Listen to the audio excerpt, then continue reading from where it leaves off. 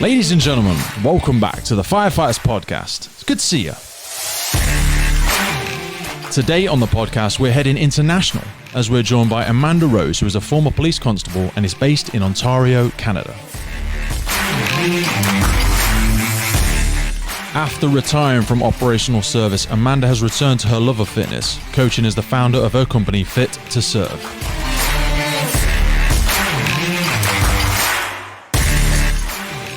Amanda holds the female 1.5 mile run record for the Ontario Police College and is the recipient of the Claire Shaw Award of Excellence for Physical Fitness. Her passion and experience means she knows exactly what it takes to be operationally ready and fit to serve on the front line.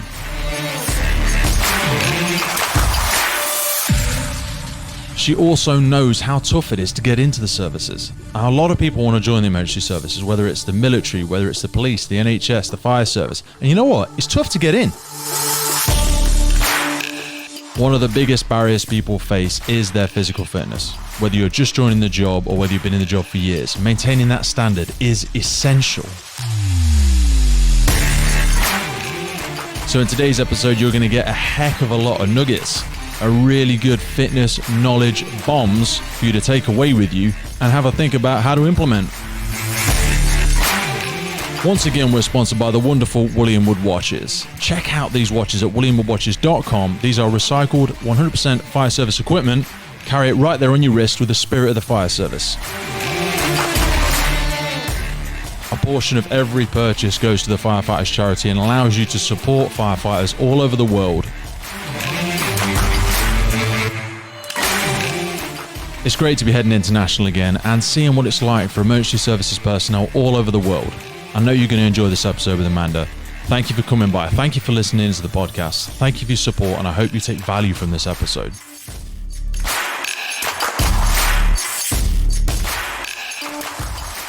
Amanda, welcome to the Firefighters Podcast. How are you doing? I'm doing well. How are you? I am fantastic. Thank you for coming on. Excellent. Excellent. Great to be here. When I first heard about your passion for obviously your career in the police and how you rolled that into your fitness world to support first responders, I just had to get you on, and I wanted to speak to you about Fit to Serve and how you've sort of built this into what is such a cool thing now. Excellent. It's wonderful to be here. Thank you. So tell us how this whole thing sort of started, because you traditionally came from a career in the police and you've always sort of had fitness as a passion, and obviously you do a lot of fitness in your life with your family. But what made you feel like there was a call in to reach out to obviously members of the public, but first responders in particular, to support them with their own fitness? Yeah, so as you mentioned, fitness has been a big part of my background. I was a personal trainer for many years prior to going into policing, and then both while I was in the recruitment process for policing, at the different fitness testing, there would be numerous people I would see who just couldn't pass the fitness testing, and I would watch and I'd think, oh, if they'd only change a couple things, they'd be able to get this, or work on this or that, they'd be able to pass. And it seemed very sad to me that somebody may not get their dream job because they're not able to pass the fitness part of it. So that was the first piece, and the second was being on the job and obviously, shift work. A lot of people find a challenge to get fitness in when they're working shifts, and it doesn't always lend itself to a good lifestyle habit, does it? It's not great sometimes. Yeah. It's kind of counterintuitive to what you're trying to do. Yeah, for sure. And so, a lot of people, would say to me, like coworkers and such, that, oh, I would love to work out, but I'm just finding it difficult to fit it in to my life. And then seeing those on the job who'd been for a while and haven't made fitness a priority, and just realizing, okay, I need to make this a priority. So having that good understanding, I've been in it myself. I was like, I could do programming for those who are already serving as a first responder to be able to fit this into their lifestyle, because really important. I saw a meme once that said something, or a quote to the effect that you have lost the option to be unfit when you choose to be a first responder, right? Like when that is a choice absolutely. To be that first responder, you must be fit for your safety, but also for everyone else's. It's not a should. It's not like a desire anymore. That's become like the baseline. It's like for you to be able to help people. This. I love what you said there, because it's what I try and say as well to people. You've got to be selfish, and it sounds horrible because when people hear the word selfish, they're like, oh no, you know what? I think about other people, and I'm a real giver, and I'm like, yeah, I know, but you can only help people from a position of strength. You want to be able to be there and be the best version of yourself. Then you have to look after yourself first, guys. You've got to really. It starts here. It starts at home. You've got to look after you. Yeah. Exactly. And then we have the physical component of it, obviously, where it's very important to be fit for the job, but then also the whole mental piece of it. And it's thankfully being talked about more and more how challenging mentally it is to be in these first responder positions. We see things that the general public doesn't have to see. They don't have to deal with.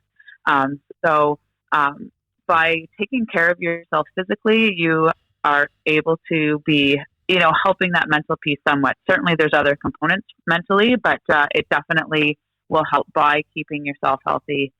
100%. For sure. I mean, the mind and the body don't work independently. It's got to be one whole package. And it's important to say as well, nobody's asking for sympathy. Obviously, people who are in the emergency services, we choose to do that role, but we do acknowledge that sometimes in some cultures, in some countries, in some services, the mental aspect has been a little bit slow in terms of support and reinforcing somebody's needs and how we can best support them as an individual, as an emergency responder.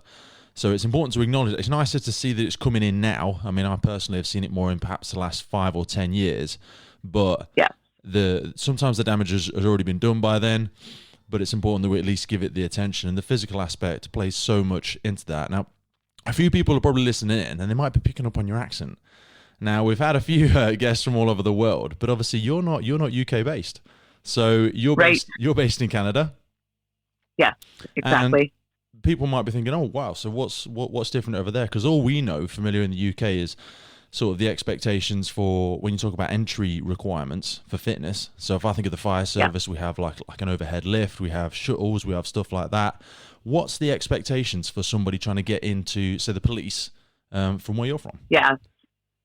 So in policing in Canada here, each province chooses what they would like to do fitness-wise for the testing. So it varies slightly from province to province. Definitely the same type of components. Here in Ontario, we have a test called the PrEP test. So it's a circuit that you go through, which has pushes, pulls, you're ducking under barriers, over the walls, that sort of thing, and then a victim drag at the end. And then you are resting 10 to 15 minutes, and then you go into the shuttle run and the beep test. And that's the second component. So that's one of the tests that there are. And another one is the pin test, it is called. So that one takes 4 different components. One is running, which can be the shuttle run, or a mile and a half, or 2.4 kilometers for time. What's the time you've got to hit with the mile and a half? Well, that one, the pin test is age rated and sex rated, so it depends on your age and if you're male, female. Is it really? Is it different scores? Yeah. Now, you see, we used to have different scores for, say, strength and conditioning testing. But now, to the best of my understanding, certainly from where I'm based in the UK, everything's kind of brought back into line. But it's interesting to hear you still have a little bit of a variation in the expectation. And it's only that test that does the PrEP test, the one I had mentioned previously. In the shuttle run, there's no differentiation. You must reach level 7 in the shuttle run, and then the PrEP test is a certain time, and it doesn't matter male, female. Okay. And fire testing is no different either. So it's just the pin test that they do have that differentiation on. How important do you which think I'm actually it is? Surprised they still do it. Yeah. How important do you think it is, that we're holding everybody to that same standard now? Does that matter, or should I mean, we're all individuals, so should we be having different scorings, or should we all be held accountable to the same one? What do you think? Personally, I think it should all be the same, because it's the same job requirement, right? I mean, if I'm if I'm out there in a foot pursuit chasing somebody, it doesn't matter. They're not going to go a different speed or stop sooner, whether I'm male or female. They're not going to ask my age. Yeah. So I personally You're not going to say, excuse think, me, I'm actually a 70-year-old person with 4 legs, and I'm a lady, and I come from a ethnic minority group, and people are like, I don't. Right. I talk to so people. You must stop. We try and target people for certain areas of recruitment these days in the UK. So like underrepresented groups. We obviously want to have a really diverse workforce and include as many members of the community from different backgrounds as possible. However, when you speak to a member of the community, anybody, boy, girl, old, young, doesn't matter, and you say, look, who would you like to see in the police force or in the fire service? Who would you like on the front line? Who would you want coming to rescue you? And they go, I don't care. I would like the fittest, the fastest, the strongest, the most caring, the most, whatever, intelligent, the most thoughtful, the most professional person. I don't really care if they're black, blue, 3 legs, 6 legs. I don't care what they wear. I don't care what their race is, what their age is. And that's in some areas, I feel like we've lost sight of that a little bit. Instead of trying to, the whole a rising tide raises all ships, rather than trying to encourage everybody, even just as a community, not just as a service and as an emergency responder, everybody as a community to live a bit healthier and take a little bit more personal accountability for your own health and fitness, rather than trying to bring everybody up. To get everybody in or to get other people in, we seem to have a little bit dropped the standard in certain places. And I feel that, everybody can do it. They can do it. It might be difficult. I get it. When people say, because you're a perfect example. You've seen a need and you've gone, oh, wow, a couple of people are struggling here. But they're struggling with overhead lifts. The girls are struggling with this, or the guys are struggling with that certain aspect. And you've not gone, maybe we should lower it. No, you've gone, they just need a bit of help, just need a bit of guidance, because they've got it within them. They've got the capacity. And it will also, when we talk about the mental and the physical, it's going to embed that discipline of development and setback, and then overcoming the setback and bettering yourself. Yes, exactly. It's, I agree. I do think that having a diverse range of backgrounds is fantastic to have. Absolutely, because depending on the area you're serving, you're going to be able to relate to people, right? Yes. A little differently. But I agree, and you're right. They don't care who's taking them out of the building when it's on fire, right? It'll just get me out, right? So I don't care who it is. Keep me safe, right, in my community, right? So, what do you think it is about the community's perception of the emergency services that kind of does walk hand in hand with because I always feel like before I joined the emergency services, I looked at the army, the police, the fire service as not the cream of the crop, but the best version of ourselves, ideally with the best moral values, the best standards, the personal conditioning of mental and physical that would sort of empower them to be able to overcome anything, go up against the bad guys, go up against the tough situation, go up against the harsh weather and do what was needed. Right. What do you think it is that the community sees in the emergency services that we don't just think, good and versus evil, but we think of fit and healthy? Why is it that we've always sort of had that? Yeah, I think it's been a thing over time that it's, they're fit and they're strong, which is, it certainly is a component. There's not many other jobs out there that you need to have fitness testing for or the same rigorous interview process, recruitment process. I think as children, a lot of us see first responders as a hero and saving the world. So that's kind of something that we're just grown up with. And in terms of the fitness, I think, and I hope, and I definitely do see that those who are in emergency services do tend to understand and value their fitness more so than the general population, and it should be so. And so I think that leads to it as well. And it's fun watching different firefighter fitness games and things like that. So I do think that they do go hand in hand that way for sure. Do you think there's any difference when we look at our medical staff? So we call them like the NHS, our National Health Service in the UK, because I always think that is where you sometimes see a difference. And I don't mean as in standards are lower, but you go into a hospital or something like that, and you go to your doctor, they will speak to you about your own personal health and, you know, your well-being physically and mentally, and they will encourage you to stay fit and healthy. And I don't know if you've had any experience. I know we've not necessarily discussed this before, but have you had any experience where members of the medical profession, because there's no fitness tests to become a nurse or a doctor or anything like, not to my knowledge anyway, but they do preach rightly and help and encourage and guide us with our health and fitness. Have you ever had any sort of clients from that sphere? Have you ever seen a need for more support from anybody that works in that sector? Yep, we do. We have some clients who are doctors and nurses. And I don't know how it is there. Here, to be a paramedic, you're required to do fitness training or like fitness testing. I don't think ours do any. Okay. Yeah, we do for paramedics here in Canada. I apologize if that's wrong to anybody that's listening. No. But I don't think they do have to pass any fitness tests. Right. Yes. So yeah, we have that. They must pass. However, for like doctors and nurses who would be working in the hospital or whatever, it's not a requirement. But yeah, we definitely we have a few, not many, but we do have a few clients who are doctors and nurses, because certainly they understand, and they have the same shift work challenges, right? Absolutely. I mean, a lot of times, I'll have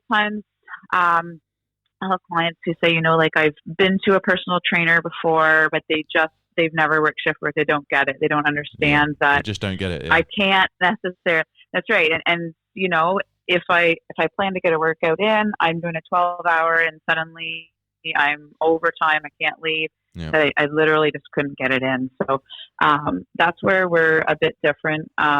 Everyone's programming is customized to the time they have available.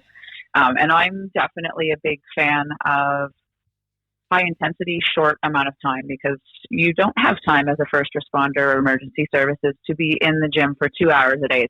It just doesn't work. Yeah. You want to be home with your family. You want to be doing other things as well. So to be doing high intensity, short, and really functional fitness, I think, is a big thing for emergency services.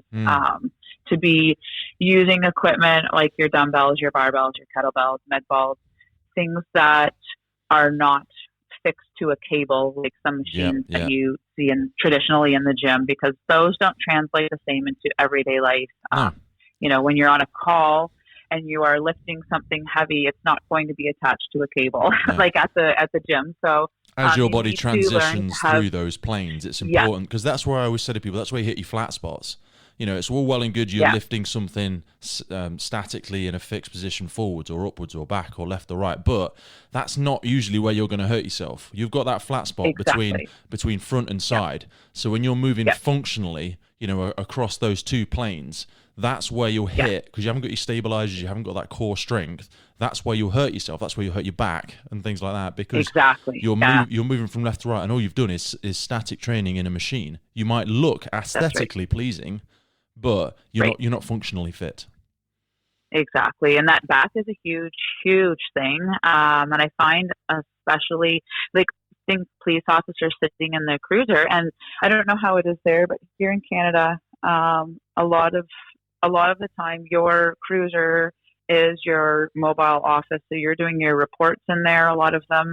So you're sitting in the car a fair amount of time, going from call to call, writing your reports. So to be in that seated position is terrible. It's the worst for our body to be in. Definitely. Tell you what. And so the backs, really take a hit. And so really having that core strength is super, super imperative. Have you ever used a standing desk?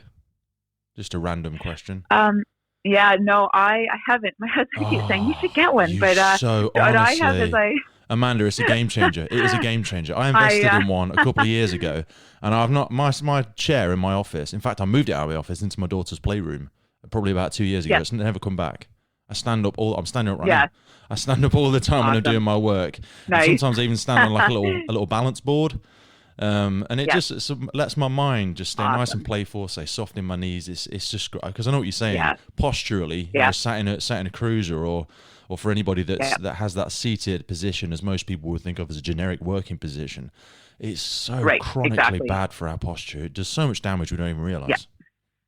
Exactly. And I found I started to have back issues. I couldn't sit completely straight in the cruiser. I'm not a big person, so I had like things all around my entire waist, right, on my belt. And so I really couldn't sit completely straight. And so a slightly twisted position for that long is really bad. And I had a client who, she was a previous client, like before I went into policing for personal training, and she was a nurse, and she just said, well, you're just going to have to accept the fact that you won't be able to work out anymore because your back will always be like this. And I said, no, I won't accept that. Right. Like, no. I don't believe that. And now I have no issues, definitely did like numerous things, but fine now. But to just, to gain a really, till you have been in those positions, it's easy to say, well, get up and walk around. But when you are on the job and you are in the cruiser, you can't just get out whenever you want either. No. Or you're standing at a scene for hours, right? You know, When we're talking about lifestyle changes, because what we're talking about there is effectively a small habitual lifestyle change. How often do you feel like, with the greatest respect to say your friend or to anybody in a medical profession, I always think when I think of doctors and stuff, they've got tools to help you, and the tools are often, with all due respect to them, because they're really pressured on time, it's either going to be drugs or it's going to be surgery. Yeah. It's usually one or the two, because they can cut you or they can drug you. They're the tools they've been given, and they want to help you, and that's what they've got. But how many times do you think, like, your friend gave you that advice, and somebody that may come with another postural issue, the really, really hard thing to do is to slowly make a lifestyle habitual change. Whereas, although it also sounds hard, I feel so often we're guided into the decisions of, well, you're going to need surgery, or you're never going to be able to exercise like that again, or just take these painkillers. Whereas often, I imagine people come to you, and they've certainly come to me as a coach or a trainer, and it can be overcome with very, very small but progressive habitual changes in posture, in core stability, in just the life circumstances and how they change their environment that they're moving around in and living in every day. Yeah, definitely. And the biggest thing is getting to the root cause. So what's causing this, right? Like, is there a tightness somewhere? I have the vast majority of our clients come to us because they need help to pass the running test. They're like, I got to work on running. And some say they hate running. Some say I can't run because I have pain. I have knee pain. I have this or that. Very often, not always for sure, but very often it can be that there's a tightness in the glutes. There's tightness in the IT band, so connecting the hip and the knee there. And if you just work on releasing that fascia or stretching it out, it can make just a world of difference. Or just slight tweaks in posture, in form, and things like that. Sometimes clients will say, well, we're online. Like, how do I even know? Like, you can't see me doing workouts. So then they send me videos. I want to see you running. I want to see videos of you doing lunges, of you doing squats, things like that, to correct that then. And there's so often, I had clients when I used to do face-to-face as well. They would come and we'd do a consultation, and they'd say, I can't squat because I have knee pain. Well, and that's what we're told often. However, stopping the movement is going to be even worse. It's just going to make the problem worse and worse. Yeah. So because it just atrophies, and all the structure around the knee is just going to further debilitate, and then that'll perpetuate the idea that you believe you can't squat because it's just gotten weaker. That's right. Exactly. And so we need, exactly like you said, we need to be building up those supporting muscles and all of that too. So definitely we may be adjusting things, and it may be changing as we go along. But I don't believe that anybody can, I don't believe that there's a person out there who cannot work out, kind of thing, right? You can, you'll be able to. There's just modifications to be made. How much do you think people are still willing to do trial and error? I feel like in this world of instant gratification, and I need the answer now, and it needs to be the right answer, and if it's not perfect, then everyone's a fraud, and you're out to get me, and I'm bored, and I'm going to go and try something else. because they'd much rather, Yes, some people would exactly. much rather take a drug or go and have surgery or go and do something else, which often is, with all due respect, that's just trial and error as well, because we all know somebody that's had surgery and they've still got a problem. It's probably been worsened because now they've physiologically changed their biomechanics almost indefinitely, which will need another adaptation as well. But when you start working with them, and you're like, we need to try a bit of this, let's try a bit of that. Okay, now let's take the feedback, what worked, what didn't work. You know, a lot of that I think can be a switch off for people, as the world has trained us now for instant gratification. I can have it now. I can have this now. I can order it off Amazon tomorrow. I can binge on Netflix now. I can have everything immediately. Yes, 100%. And a lot of people aren't happy if they go to the doctors for a problem and leave without a prescription, right? Like, give me something for it, or I'll go find somewhere else, right? No, I truly agree with you that it's just a Band-Aid then, right? We need to get to the actual root problem, like what's causing it, fix that, and it doesn't take as long usually as people have in their minds that it's going to take, right? You'll get there quickly. So much of the world walks around not understanding they can feel so much better. We just get used to the way that we feel, and you get used to this. Oh, I'm used to the fact that I'm just tired all the time. Yeah. That my knees are going to be achy. We don't have to accept that. We can feel so much better by just some slight dietary changes and adding in movement. That's good for us. So, yeah, definitely. I wanted to ask you about who was your first sort of fitness heroes when you started, when you thought about joining the police, or when you started out on your own personal fitness pursuits. Who were the sort of people, either within the emergency services or within sport, that you sort of looked up to and perhaps inspired you? Yeah, I've thought about this one for a little while, and it sounds odd, but I didn't even really have a fitness hero. It's an odd start into fitness. Mine was, I was in grade 8, and I had for about a year some distorted eating patterns.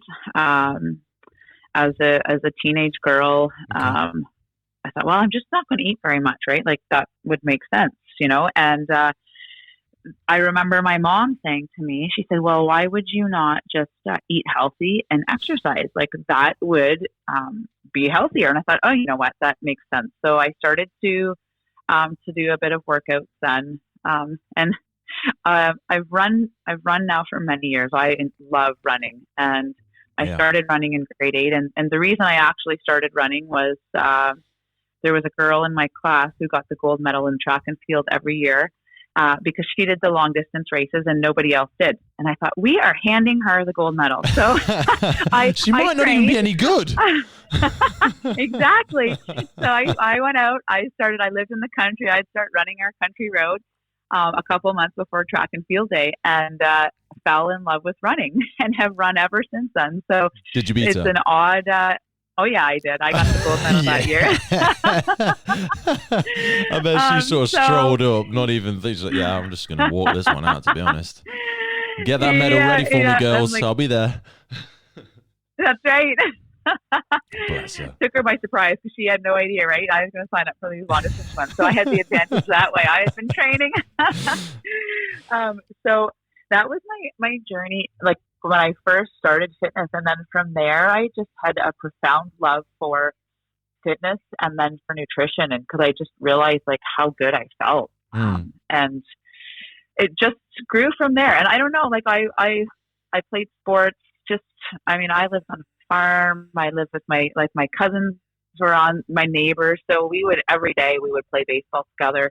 Really? So I was like active in that sense in sports, but we watched the Toronto Maple Leafs and the Toronto Blue Jays. Those were our teams. And I loved watching that, but I wouldn't say they were necessarily a sports or fitness hero. I don't know. Numerous people in sports. I enjoyed watching track and field then. I wish I would have stuck with I wish I would have done some more competitive running. I always thought that, I would feel sick to my stomach before running, and I thought it's because I hate competition. And then, really? And then many years later, I began CrossFit, and I realized, no, it's because I'm really competitive. That's why I would get that sick feeling. Yeah. Nerves and anxiety and stuff like that are always, it's the same physiological change that happens in people. I always say this to people when like do public speaking or anything, they get a bit nervous. I always say to them, look, when you feel yourself getting a bit nervous, just say to yourself, wow, you know, isn't this exciting? And you think, oh, that's just a stupid little word game, Pete. That doesn't work like that. I'm like, it does. If you're excited and if you're nervous, physiologically, it's very, very similar. Very similar. Definitely. Your heart beats. Definitely. You get the tingles. You know, you might get that bit of shortness of breath. It is excitement. Your body is helping you out. Your body is preparing you for you to do your best. That is what it's there to help you out. Exactly. It's helping you. So thank you. Sure. I'm excited. This is great. I'm ready for sure. it. Yeah, exactly it. Exactly. And so I do talk about, like, with clients about that, those feelings before they go into testing, because for a lot of people, I don't know, are you familiar with the bleep test or shuttle run? Like when I say that, do you know what I mean? Absolutely. Yeah, we use the bleep test as one of our metrics as well. Yeah. So that, even just saying the name of it causes anxiety in some people because, oh my gosh, like I can't pass that. And so I tell them, like, a big part of it is definitely your mental part of it, but our brains can't differentiate between imaginary and real. So you imagine yourself running that test, and that if you imagine yourself failing, you will. Absolutely. And if you imagine yourself passing it, and you hear those beeps in your mind and they're going back and forth, and all of a sudden they say level 7 and you have completed it, right? And so you need to work also on the physical. Definitely, you really, really have to work on the whole mental component of it, the self-talk, your belief in yourself. Absolutely. Even if you don't think you can finish it, you still say to yourself, oh, I've got it. Like, I definitely can do this. Because then the body will listen to it. There's a huge aspect to it. Because I always use the example of like a nightmare. Because people go, no, that's not really true, Pete. You know, so no, seriously, you know, when you watch the Olympics and you see the person standing at the beginning of the thing, they'll probably have their eyes closed and they'll be doing very small micro movements. And what they're usually doing is visualizing the race they're about to do. They're going to go through it several times in their mind. And I said, see, even at that level, they'll still do it. And they say, oh, that's okay because they're a professional athlete. That's different. I says, no, you already do it. I says, because if you're in a nightmare, I'm like, yeah, I've had a nightmare. I says, okay, so in a nightmare, you woke up and you might have been sweating. You had palpitations. You know, you were really, really stressed and upset. You know, physically upset and distressed. I said, nothing actually happened. Nothing happened. Right. Your mind created something, and your body just listened. Your body doesn't ask, excuse me, is this reality or not? It doesn't even ask. It just takes everything your mind says as the truth. And it says, okay, we're petrified, we're scared. Okay, guys, let's increase heart rate. Let's get that blood pumping. Let's be ready to fight or fright. Let's be ready to do something. And the body starts to react to whatever the mind tells it. So you're absolutely right. And it's wonderful to see that that's really being brought to the forefront of obviously the work you do, and a lot of work that I see a lot of people bringing into it now, because that mental aspect is such a huge percentage part of believing you can truly do it. That is just it. And even when you're on the job then too, right? Like running through scenarios in your mind, through calls in your mind, and not that you want to be doing that at home on your off time, because you do need time away from the job for sure. Yeah. But to be, what would I do in that situation? What would I do there? Right? Always really, really good to be doing, because when adrenaline is flying high, it's good to have practice over in your mind that you can rely on that for somewhat anyways. Absolutely, because then it gives you a lot of purpose and direction when you're in it. I often say to people, the only difference between yourself and the victim is the mindset in which you enter the situation. That is the only difference. Yeah. So what particularly drew you towards the police service? Because I imagine, you know, young, fit, healthy, you had the choice of the world is at your feet. What made you sort of draw towards the police as a career?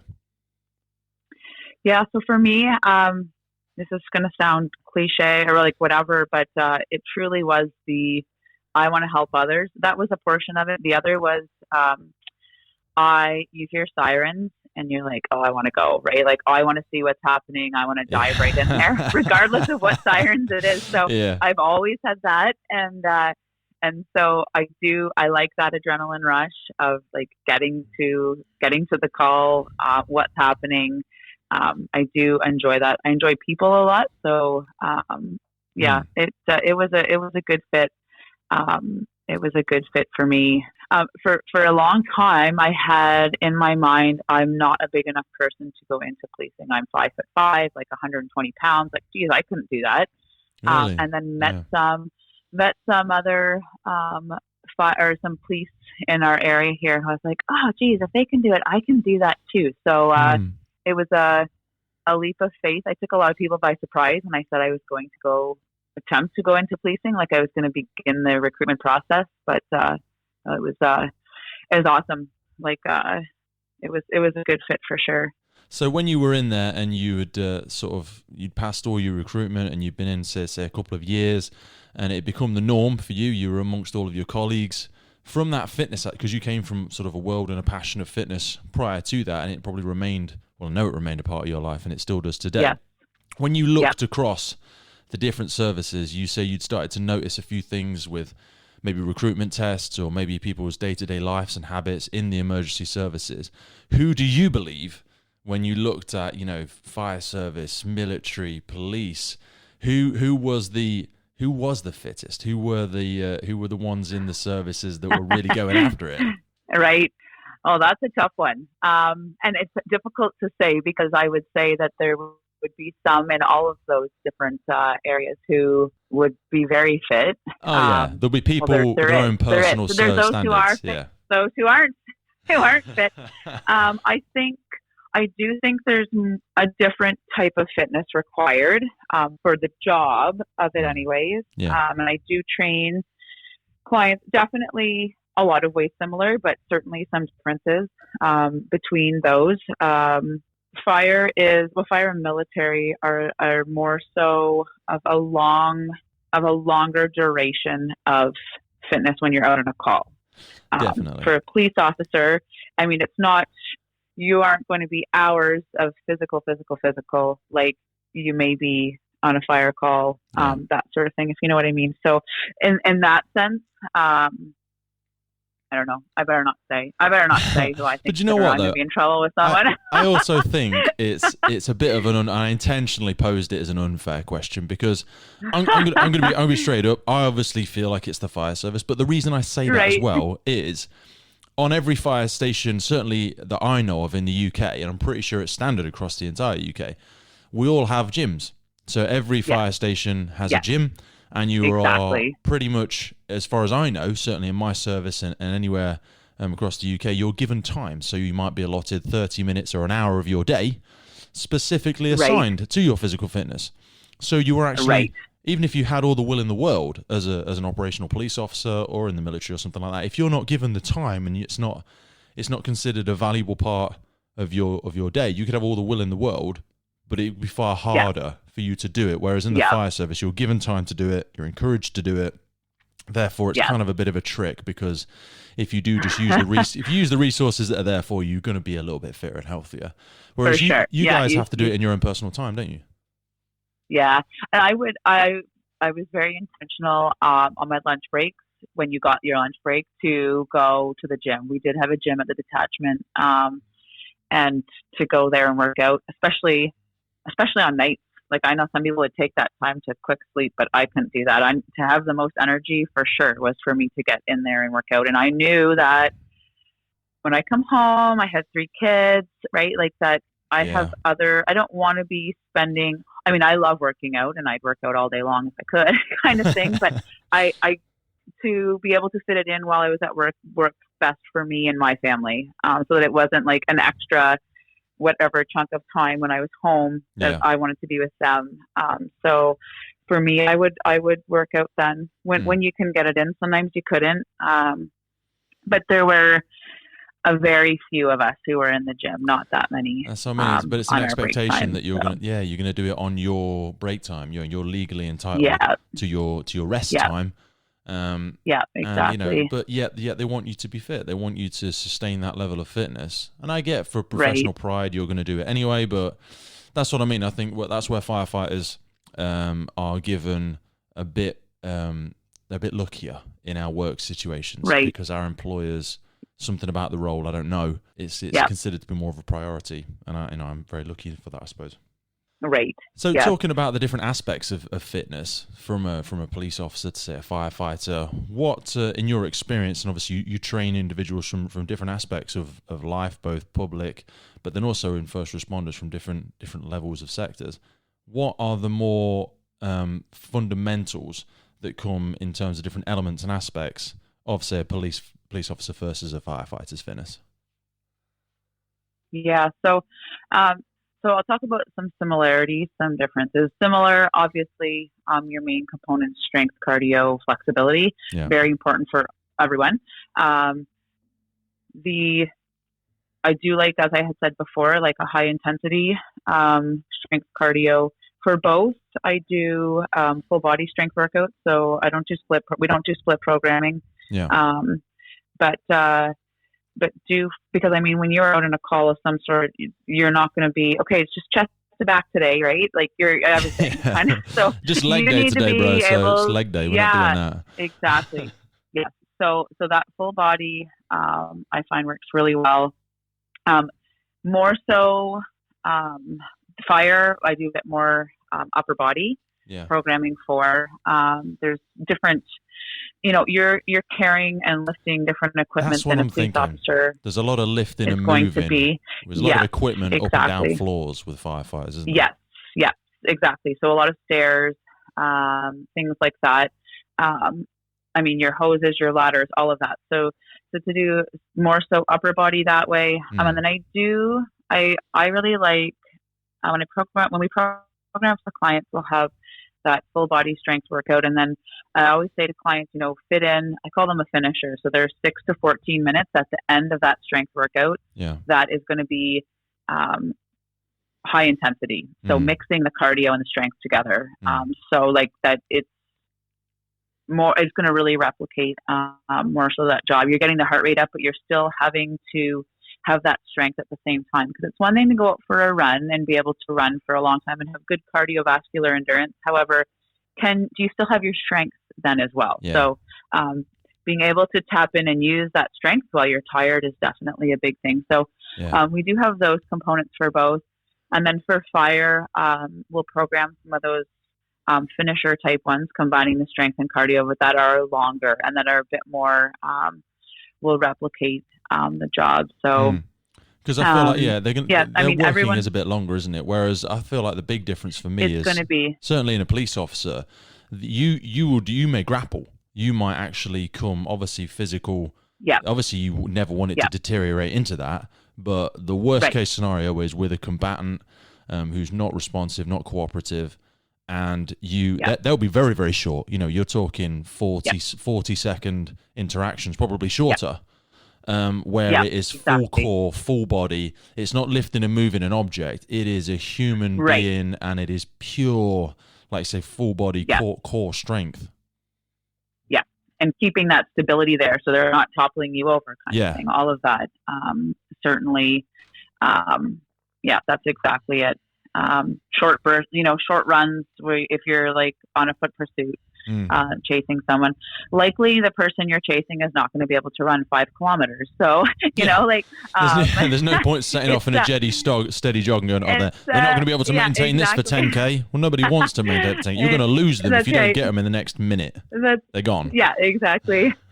Exactly. So, I mean, certainly different training for somebody who's in the tactical unit, right? Than for your patrol officer in many circumstances. However, exactly. Like you said, it's different hands-on. Clients all the time are like, oh my gosh, why do we have to do burpees, right? Like, I don't like burpees. I love burpees. And honestly, if I get bored, just 100 burpees. Yes. 100 burpees. Love it. Just do it. Just 100. It's so idiot-proof. Just for fun. You don't need any space. It just get down and do it. Yes. Exactly. And it's a great mix of strength and cardio. And I'll say to them, well, you don't know when you're going to be knocked to the ground, whether it's in policing and whether it's in fire, right? Like there will be times in the job, I guarantee it, where you're knocked to the ground and you got to get up fast. Like your life may depend on it. Oh, yeah, absolutely. Burpees, there's one that's a reverse burpee where you go down and you're on your back, because I say you don't know how you're going to fall over, right? Maybe you're going to be, someone's coming, you don't see, and you're pushed and you're landing on the back. You got to get up. Doesn't matter if you're on your front, you land front, back. However, you must get up for your survival sometimes. So, I do a warm up sometimes with clients, which is as simple as that. It's called on your belly, on your feet, on your back. It's literally as that. On your belly, on your feet, on your back. And you just call them out. Just call them out. On your belly, on your feet, on your back, on your back, on your belly, on your feet. And you just go. Just go. It sounds so simple, but it is brutal. You got to do it for 3 or 4 minutes. It is so exhausting. Definitely. People get so bogged down in complexity sometimes. They're like, it needs to be super complex. And it doesn't. It doesn't a lot of the time. It needs to be structured, it needs to be disciplined. But it doesn't need to be overly complex, guys. It needs to be consistent. Exactly. That's what it needs to be. Yep. And, I think that a lot here are realizing that. Because I'm not sure, like, if your gyms, have your gyms closed down there because of the COVID? Yeah, a lot of them are. Well, there's a few opening back up now, but they have been very close, and a lot of people had to have a lot of adaptations in their training regimes. Yeah. Right. Yeah. So ours were all closed in March for a few months, and then reopened with some changes. And then now they have done a region by region approach. So in Ontario here, there's a few areas where they're closed for 28 days. Yeah.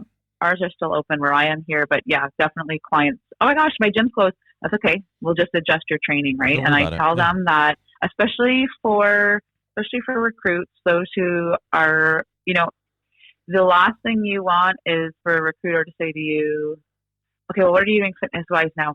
Oh, well, nothing because the gyms are closed. That's not acceptable. It's not acceptable you have to at do something. So how do you adapt, right? Yeah. And like you said, those burpees, front, back, side, you don't need equipment for so many things. Certainly equipment is helpful. At speed for about 4 minutes. There's not a lot of tests, to be honest, in the military, in the police, in the fire. There's not many tests you're not going to be able to complete if you can do that.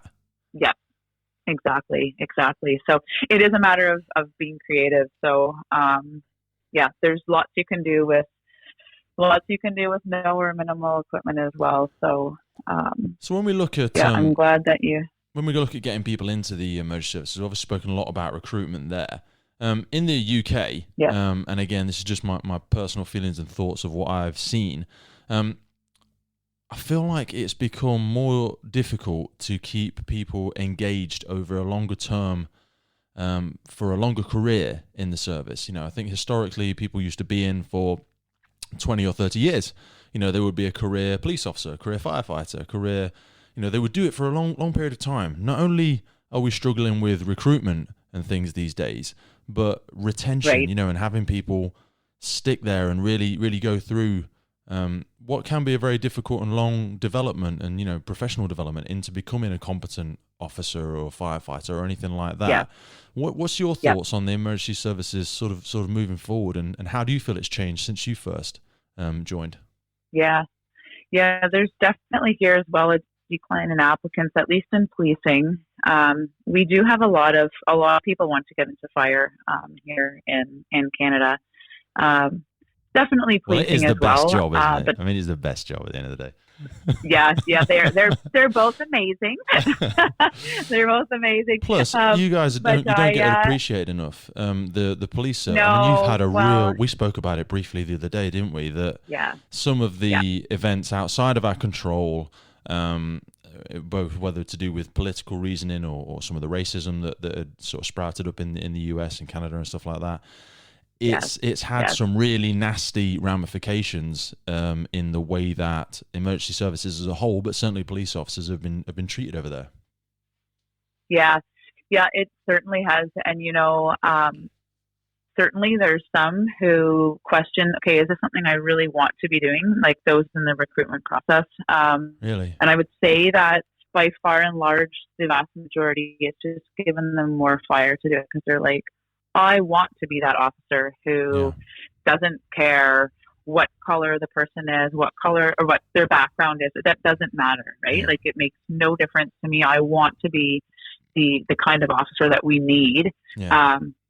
But I do think definitely there are some second guessing, like how do I really want this or not? But I think it puts more passion in a lot of them as well. So don't you think it's crazy how some people have said like that they should get rid of policing and things like that? And I always think, that's just ridiculous. When people say that, it's not like it's like saying let's get rid of hospitals. I think to people, look, it's not that policing is wrong, or it's like saying not firefighting, not how it's how it's being done. Do you know what I mean? Yeah. It's just one small indicator of something that has gotten into the system. It's been allowed to fester and grow, and it's gotten away. It's gotten away from what it should be. And when I listen to you say about it's fired more people up, that inspires me, because I hear you say there that you've heard of this thing that holds such moral value and should stand for goodness and strength and help and guidance. That sort of that piece of light within the community that people can go through, the children can go to as safety. It stands for something that is safe and good and strong. And we should feel this. Well, actually, somebody needs to get in there and reinforce this. Not let's throw this thing away. It's like it just seems ridiculous. It shouldn't even be something that we could ever throw away. It's like saying parenting or something. I mean, people might think I'm being silly now, but it's like saying, well, let's throw away parenting. No, let's get a bit better at being parenting. Let's not say parenting is ridiculous. Let's never be parents again. No, hang on a minute. There's good ways to do it. There's bad ways to do it. And it's again with policing. I see it as exactly the same. Something has gotten away from what our interpretation and what the community's interpretation of it is. Right, that should be an indicator to say, let's focus in here, guys. Let's all pull together and let's distill this. Let's purify this to what we know it is and how we know it can help people. Yeah, and I know that. I've heard of different services like locally here who have put different initiatives for us to be working on that. And I certainly think that. I think part of the issue as well is, and I see it not only in relation to policing, but even in my kids' schools, how there's just not the same respect there for authority as there used to be, regardless of whether it's a police officer, a teacher, whoever it may be. It's just not there the same. So, which is definitely a challenge. But I know. To throw it all and say, oh, well, we don't need any more. Well, who are you going to call? Who's going to do it? There's a bad car accident, when the child's missing, when somebody is sexually assaulted, right? Who are you going to call then? Like, we need to. And also, I think the people that are saying that are the people that don't need the help.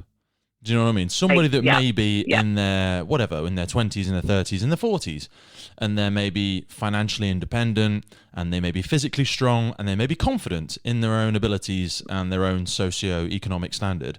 They will go, I don't need you. I don't need this. You're bad. Right. Throw it all away. We'll be fine by ourselves. Okay, well, that's maybe how you feel, okay? But the person who's not beating their chest and shouting really loudly, the person stood in the back of the room who's quite scared, and maybe in a difficult relationship, they may be suffering domestic violence. They may be suffering, their children may be self-harming. Do you know what I mean? They don't feel brave enough to put their hand up, but that's the person who is going to ring the helpline.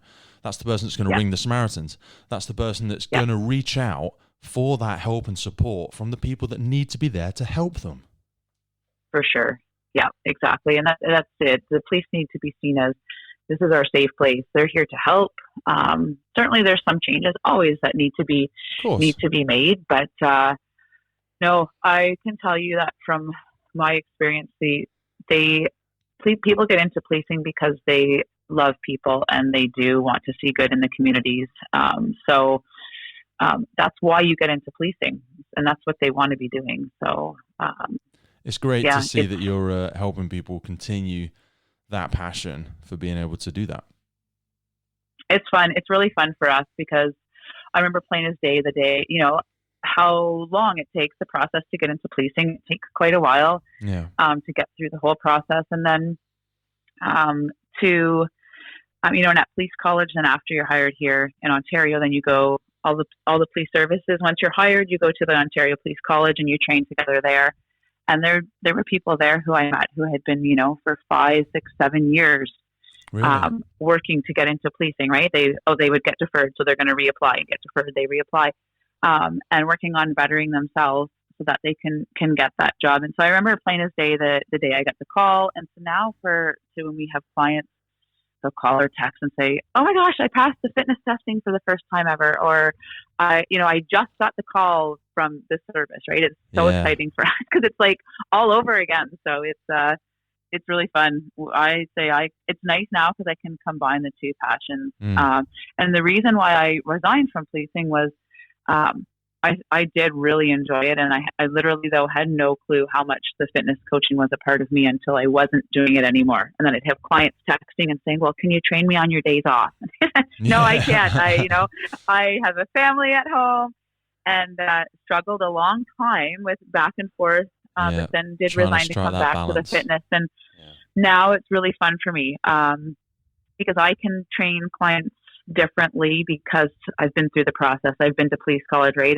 And I always say to clients, our goal is not that you pass the fitness testing by minimum standards. We want you to exceed the greatly standards so that you stand out with your fitness, because it's definitely something that's needed. And I mean, it's really fun for me because one of my mentors, before I was hired into policing, he was an officer, and now he's retired. He was inspector when he retired, and he was on for 30 years. And he now does resume, cover letter review, and interview coaching with our clients. So it's really fun for me to be able to work with him now, one of my mentors. So it's great. It's all come full circle, and then you're just growing it straight back into it. So Amanda, when you spoke about the reasoning that you got behind it, and sort of, I suppose we were speaking about persevering and sticking with something and going through setbacks. How much do you think connecting with the reason that you first went into it, or the why behind somebody's passion for joining the emergency services, how do you feel connecting with that can keep people pushing when they do? Because they will get these setbacks. Going to be times where you drive home from work and you're thinking like, oh my gosh, why am I doing this? Like, this is a challenge where it affects you, where it's affecting your family as much as you try not to. It's still going to be affecting your family. And you just think like, okay, you know what, that call, whether it was a police call, whether it was a fire call, didn't end up how I was wanting it to. Yeah. But why did you want to get into this? When you have those naysayers, the people who are, calling names at you as you're an officer out the window, right? Like, why do you want to do this? And always connecting. And it's easy to get our surface why. Okay, here's why I want to do it. But then you got to dig deeper. And I'll say to clients, well, why do you want that? And then when they answer, why do you want that? And until you get to that core why that can almost bring tears to your eyes, once you hit that why, then, that's when you really remember, okay, this is why I'm doing this. And maybe you have a little quote or a picture or that word of your deep down core why somewhere to help remind you of what that is. But for so many people, I think they feel like it's corny, or it's silly to have, like, it might be just a phrase, or it might be a memory, or it might be a film you saw a long time ago, or it might be the perception you have that when somebody's ringing 999 or 911 or whatever the number is where you are, somebody's having the worst day of their life, life. And you are given the opportunity, because of your training, because of the position you have placed yourself in, you can become part of that story, because they will tell that story for the rest of their life. They'll say, hey, I actually rang the police once, and who was that woman? It was Amanda. She actually came out and she spoke to my son. She spoke to my dad. She helped me. She went over and saw that group of people who was threatening me, or she came and rescued me from here or rescued me from there. And you will become part of that person's life, and they will tell that story forever. And that, I think, whether it's the police, the military, the National Health Service, or the fire service, it's so unique to have a role in our community where you can still have such a powerful impact on somebody's life. Yes, exactly. And you hear often how somebody as a child had an interaction with a police officer, and how it just totally affected their life, or that they're like, that's what I want to do now, right? I want to be that person who's there to help them. And you're absolutely correct. You can have that interaction with somebody. No greater feeling. Yeah, exactly. And change the course to literally of their life forever. Save someone's life. Yep. Love it. Exactly. Amanda, thank you so much for coming on the podcast today. Send my love to the family, and it's great to see that you're still out there, even though you're outside of the service now, fighting the good fight and helping develop people into the heroes of our communities. Awesome. Thank you so much. It was fantastic to chat with you. All the best to you and to all your listeners. Thanks so much. Take care, and I'll see you soon.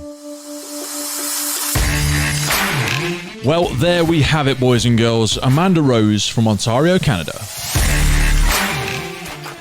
Being fit and healthy as an operational first responder is essential. Whether you're just getting into the job, whether you've been in 10, 15, 20 years, this is something we have to raise that standard every single day and maintain it. It's so difficult with all the pressures that we face in the world, and especially as a first responder, the environment that you're placed in every day as part of your role can be pretty intense.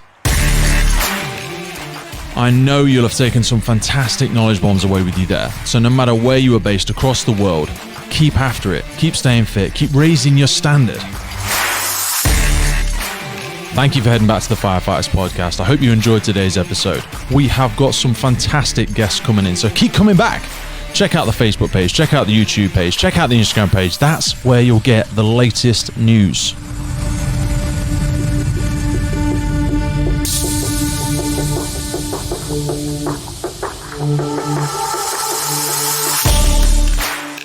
As always, folks, we know it's tough out there, so look after yourself. Look after your family, look after your friends, look after your colleagues. Stay strong with that moral compass, and we'll see you soon.